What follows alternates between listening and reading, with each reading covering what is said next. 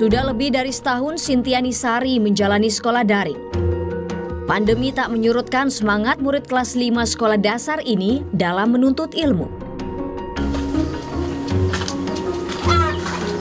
Sing, Oi, udah selesai belajarnya. dorong dalat maning.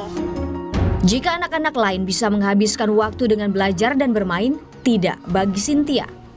Usai menjalani pembelajaran jarak jauh atau PJJ, Cynthia harus bekerja.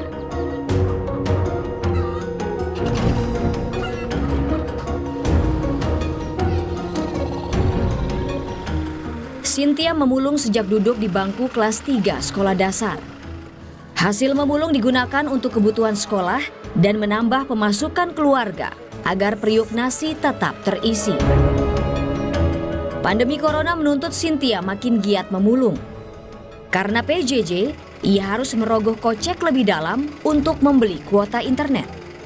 Negara menyediakan kuota internet gratis untuk sekolah daring selama pandemi. Sayangnya, setahun lebih bergelut dengan sekolah daring, Cynthia hanya memperoleh 1 kali bantuan kuota internet. Untuk beli kuota internet, buku, itu aja udah yang paling susah.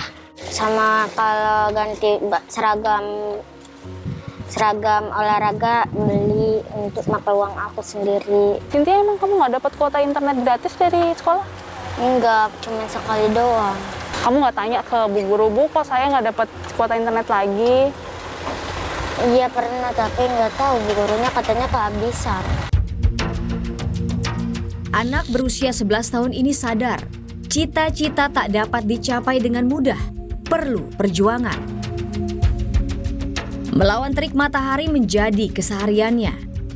Ia pun harus sigap berburu sampah di saat truk datang, sembari tetap waspada sebab gunungan sampah bisa ambrol kapan saja. Cynthia, tuh lihat di belakang tuh kan banyak truk-truk kayak gini. Kamu nggak takut apa? Ini kan truknya deket banget. Takut, hati-hati. Ada sebelah. Kamu pernah hampir keserempet gitu nggak? Hampir, tapi aku langsung lari. Tapi kamu pernah luka-luka nggak sih gitu waktu pas nyari, kena paku atau kena beling? Pernah tangan sama beling. 9 jam dalam sehari, Cynthia harus berkawan dengan bau sampah yang menyengat. Tangannya piawai, memilih sampah yang masih bisa layak jual. Saudara, ini adalah zona aktif 2, salah satu dari 5 zona yang ada di tempat pembuangan sampah terpadu Bantar Gebang. Di sini ada 7,4 ton sampah yang datang ke TPSC Bantar Gebang setiap harinya. Mungkin bagi orang lain ini adalah benda-benda yang tak bernilai, tapi bagi Cynthia, ini adalah salah satu cara dia menyambung pendidikannya dengan memulung sampah-sampah yang ada di sini.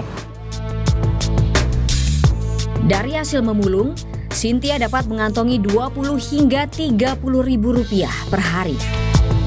Emang kenapa kalau kamu nggak bisa ikut mulung? Nanti kalau makannya susah. Untuk beli beras aja satunya seliternya aja 10.000. Dapat berapa-berapa.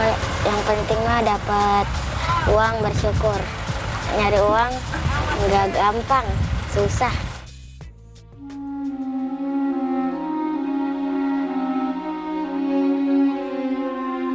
Di balik semangat Cynthia memulung, orang tuanya khawatir Cynthia akan putus sekolah seperti Durjoli, sang kakak. Durjoli putus sekolah saat duduk di kelas 2 Sekolah Menengah Kejuruan, SMK. Takutnya terlalu kesenangan, jadi ntar lupa sekolah. Karena udah ada pembelajaran dari anak yang lelaki. Kan begitu sama, dari sepantaran SMP kelas 1 dia itu udah mulai terjun. Akhirnya sampai sekarang apa punya istri dia jadinya pemulung juga. Sekolah kan sia-sia jadinya.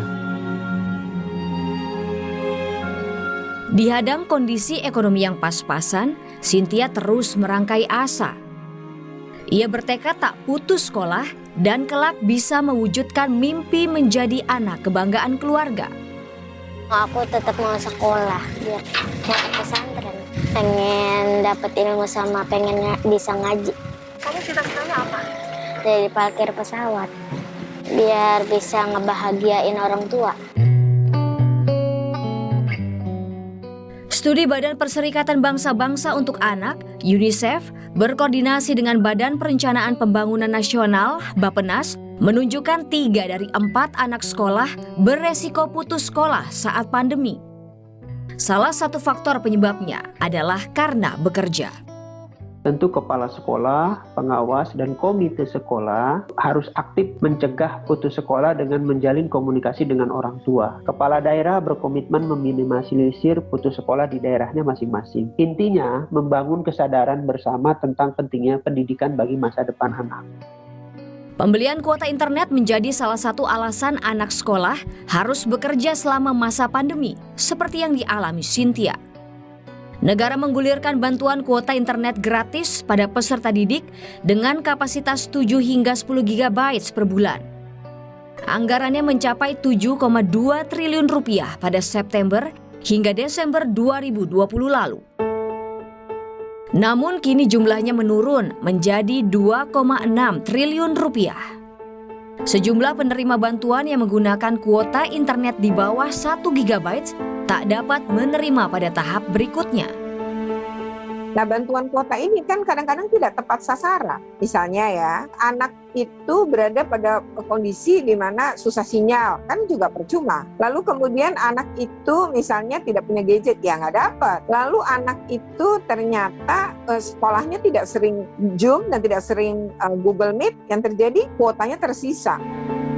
Lalu, apa kata negara? Ini yang harus melakukan pendataan itu adalah kepala sekolah. Jadi berapapun jumlah nomor HP yang dimasukkan kepala sekolah itu akan kita isi dengan pulsa dari Kemendikbud. Kemendikbud tentu tangannya terbatas, jadi kita menggunakan tangan-tangannya Dinas Pendidikan untuk bisa membantu mengawasi anak-anak kita yang ada di lapangan. Setelah setahun menjalani pembelajaran jarak jauh, kini negara berencana menerapkan kembali sekolah tatap muka. Namun, bagaimana kebijakan ini efektif dan aman bagi anak sekolah kala pandemi COVID-19 belum mereda? Tindakan afirmasi itu kita harus tahu siapa yang terpinggirkan, siapa yang anak tidak sekolah.